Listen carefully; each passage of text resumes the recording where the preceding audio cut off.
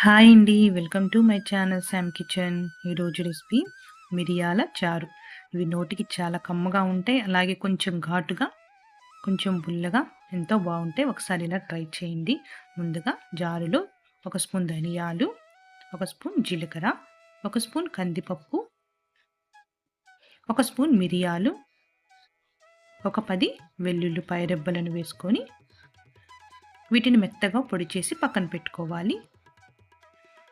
తర్వాత స్టవ్ వెలిగించుకొని గిన్నె పెట్టి ఒక 2 గ్లాసుల వాటర్ పోసుకొని ఆ వాటర్ మరుగుతున్నప్పుడు కొంచెం పసుపు, ప్రిపేర్ చేసుకున్న మిరియాల పొడి, నానబెట్టుకున్న చింతపండు, ఎండుమిర్చి, ఉప్పు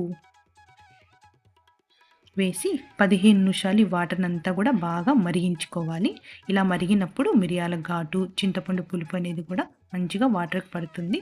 ఆ తర్వాత స్టవ్ ఆఫ్ చేసుకొని ఒక ప్లేట్లోకి వీటిని సపరేట్ చేసుకొని వాటర్ని మనం తీసుకోవాలి. చింతపండుని, ఎండుమిర్చిని సపరేట్ చేసుకోవాలి. ఇట్లా వాటర్ తీసుకుని పక్కన పెట్టుకోవాలి. ఇప్పుడు స్టవ్ వెలిగించుకొని గిన్నె పెట్టుకొని ఆయిల్ వేసి తిరగమాత గింజలు, ఉల్లిపాయ, పచ్చిమిర్చి, టమాటా, కరివేపాకు వేసి బాగా వేయించుకోవాలి. ఇవి వేగిన తర్వాత ముందుగా మరిగించుకున్న చింతపండు వాటర్ని వేసి ఒక 10 నిమిషాలు మరిగించిన తర్వాత కొత్తిమీర వేసి స్టవ్ ఆఫ్ చేసుకోవాలి.